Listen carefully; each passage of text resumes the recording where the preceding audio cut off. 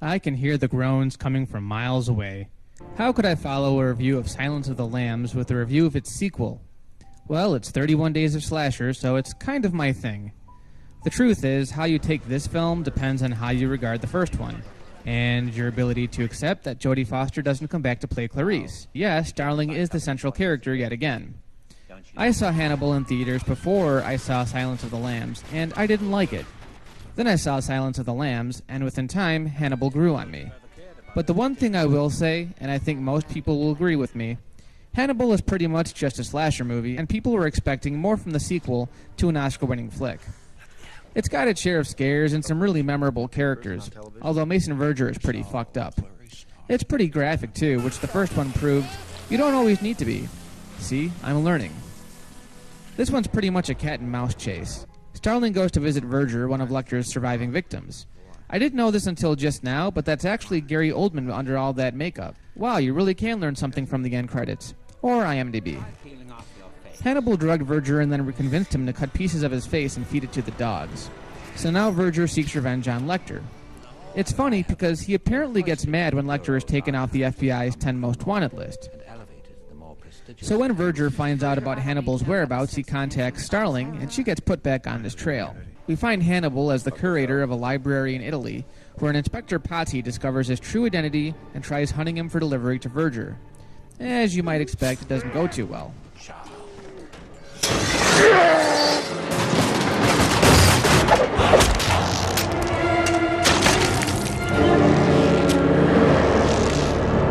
Then there's Starling's male chauvinist boss, Paul Krendler, played by Goodfellas Ray Liotta. He's your everyday basic pig and blatantly hits on her despite being married. Paul, what is it with you? I told you to go home to your wife. That was wrong. Don't flatter yourself, Starling. That was a long time ago. I wouldn't mind having a go with you right now if you want to reconsider. In the gym, anytime. It's funny because he probably has the most shocking death in the whole film. No spoilers, please. The highlight of the movie is when Hannibal actually finds Clarice and starts toying with her. First with a written-out letter basically declaring that he knows she's back on the case. Is this coincidence? Are you back on the case? If so, goody goody. Then there's that really intense moment over the phone. Pronto? I've gone above you. I've spoken to your section chief. Someday you'll thank me, or you won't. I don't care. You'll be alive. Inspector Pazzi?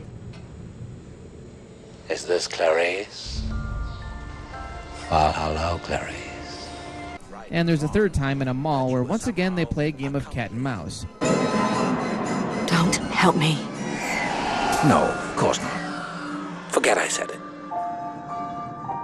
Each of these times is pretty intense, and the reason why they work so well is also due to what could be its main downfall. There aren't enough moments between Clarice and Hannibal. That was the defining characteristic of Silence of the Lambs, this little verbal ballet that Hannibal and Clarice conducted together. Because of the nature of the story in Hannibal, obviously we can't have that. But on the few occasions that it does occur, it's chilling and really fun to watch. As far as Julianne Moore playing Clarice, I hate it when sequels are made and they can't get back the original actor or actress, for continuity's sakes. So they either kill off said character, not an option when dealing with the central protagonist, or they use a different actress. In all fairness, Moore does a pretty convincing job of it, but I think they could have at least made her look more like the part. Jodie had short black hair, and Julianne has long red hair. And yes, I know people changed their appearance over the years, but the two women look nothing alike. But she has the sincerity and the subtle southern accent down pat. I wasn't speaking to you, Mr. Krendler. When I speak to you, you'll know it because I'll look at you. There's the insanely graphic scene with the boars, which is a chilling scene, but also kind of a throwaway. It just seems to be over too fast. Originally, Verger just wants to cripple Hannibal much in the same way that Lecter crippled him. But the problem is, Verger is a creepy, faceless pedophile, and Lecter is a cannibalistic genius. And the cannibalistic brainiac will win all the time. So then we have the epic finale where Clarice and Lecter are finally alone together. I love how he simply picks up Clarice and carries her away. At this point, you almost want to root for him. Now, those of you who know this movie knows what happens to Ray Liotta. As tempted as I am to show it, I'm not going to, but it's pretty insane. Let's just say that before this point, we haven't actually seen Lecter commit the crime that he is known for.